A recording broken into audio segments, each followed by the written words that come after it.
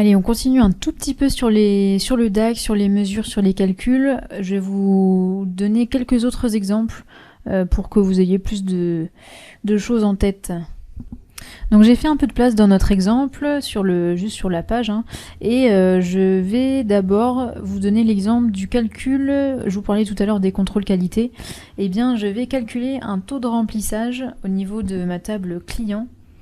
Un taux de remplissage de la colonne qui correspond à l'âge. Donc ici, si je regarde dans ma table client, vous voyez que j'ai un âge quelque part ici, et je voudrais regarder quel est le taux de remplissage de cet âge, tout simplement. Donc ce que je vais faire, c'est que je vais créer une nouvelle mesure. Pardon, j'ai pas sélectionné ma table mesure avant, donc elle vient se mettre dans ma table client. Donc je vais bien sélectionner cette table mesure, nouvelle mesure, taux remplissage âge client, et donc ça c'est égal à mon nombre de lignes de ma table client pour lesquelles il y a un âge, enfin pour lesquelles il n'y a pas d'âge, pardon, donc count blank client âge, que tout simplement je vais venir diviser par le nombre total de lignes de ma table client. Donc ça c'est la fonction count, tout simple, hein. Je vais lui mettre l'ID client, comme ça je suis sûre qu'il est renseigné, et comme je veux un taux de remplissage et non pas un taux de non remplissage, je vais mettre un 1 moins devant cette division. Donc j'appuie sur entrée, je crée ma mesure ici, je vais aller la mettre au format pourcentage, avec 2 chiffres après la virgule, pourquoi pas, ou 1. Et ensuite je vais dans mon mode rapport et je vais, elle est où? Ici, visualiser cette mesure. Donc là vous voyez je suis à 84,5%. Hop, voilà. Ça c'est un taux de remplissage, donc c'est un contrôle qualité que j'ai effectué. Donc là j'ai quand même...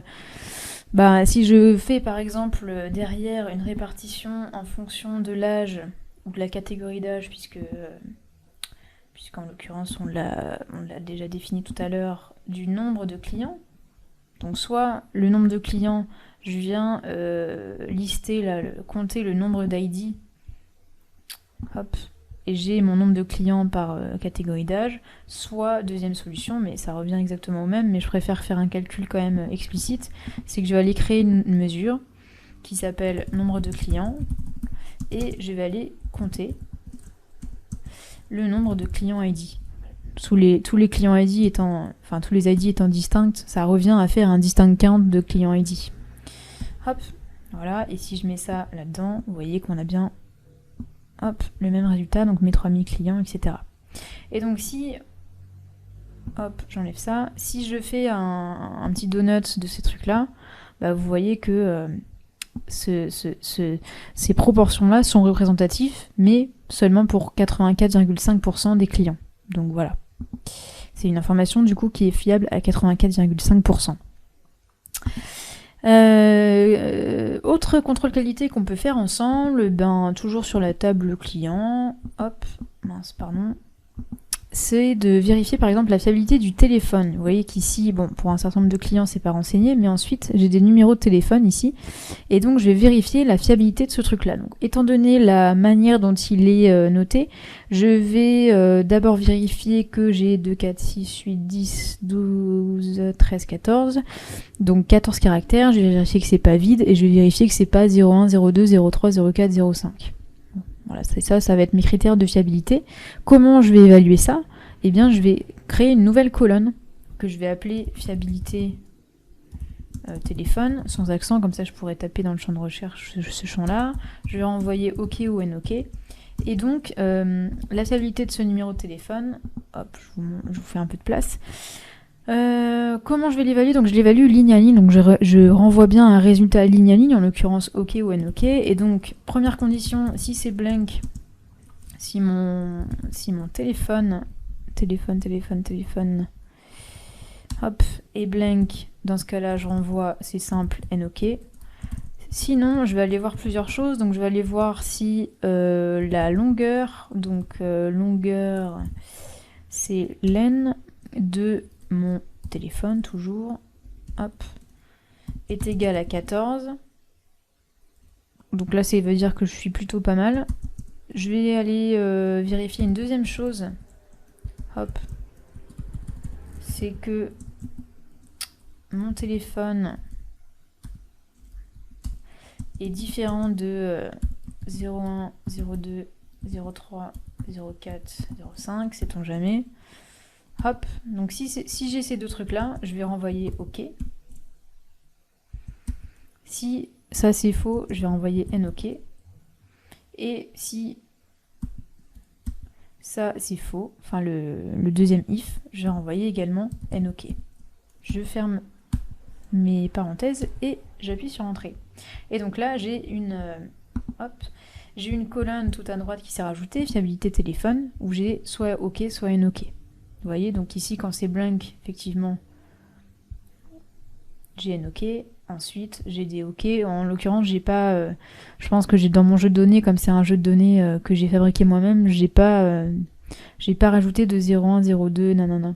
Donc, je vais avoir des OK assez souvent, sauf quand c'est blank. Voilà, donc ça c'est ma colonne calculée. Maintenant, je vais créer une mesure. Alors pardon, je suis allée trop vite. J'aurais dû d'abord sélectionner ma table mesure, sinon elle va se mettre dans ma table client. Donc nouvelle mesure. Fiabilité numéro de téléphone égale donc le nombre de lignes de ma table client qui ont un OK dans fiabilité machin. Donc pour ça, je vais faire un calculate du nombre de lignes de ma table client, par exemple. Hein. Et je vais faire un filtre, c'est-à-dire que je vais filtrer sur vérif téléphone. Non, c'est dans ma table client, pardon. Vérif client.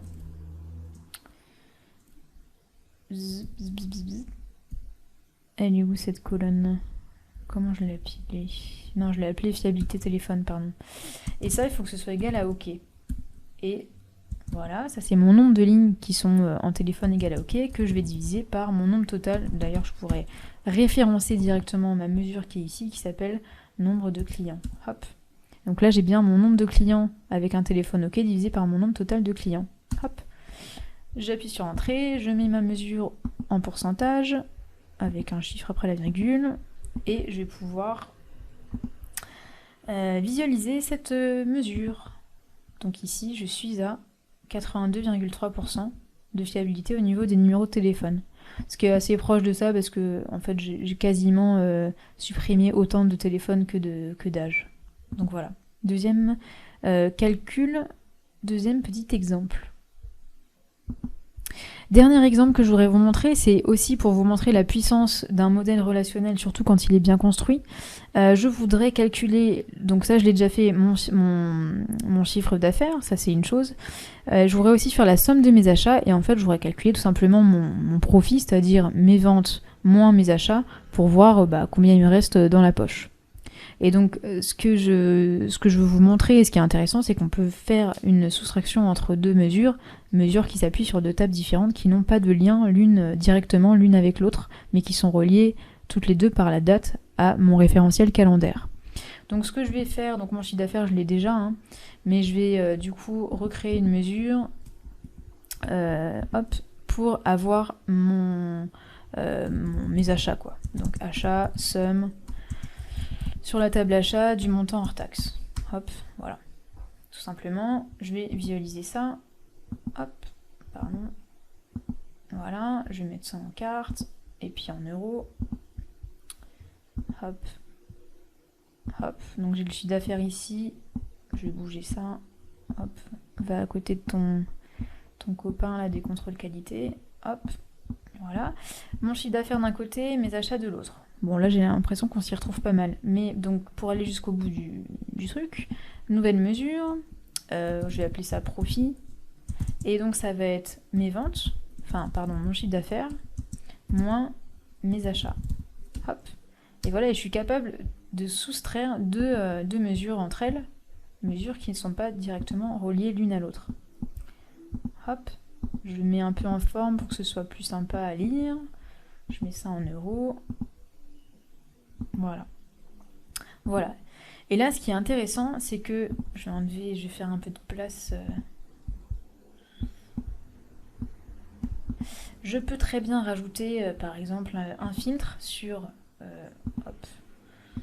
le mois et le mois, peu importe, ou sur l'année, c'est peut-être plus logique. Et je vais filtrer sur 2017, et là j'ai tout qui bouge, quoi. Donc vous voyez que grâce à ce modèle relationnel, je suis capable de réévaluer des mesures qui s'appliquent sur deux tables de manière complètement dynamique. Donc ça c'est quand même quelque chose d'assez puissant, quoi. J'ai mis un filtre ici sur l'année. J'aurais très bien pu aussi mettre un filtre au niveau du produit, par exemple. Bon, ça aurait fait bouger mon chiffre d'affaires, mais pas mes achats. Bon, là, en l'occurrence, j'ai pas forcément d'exemple d'autres filtres à appliquer autres que la date, puisqu'il y a que celui-là qui relie les deux. Mais voilà, c'est intéressant de voir ce côté dynamique dans la manière de créer des mesures.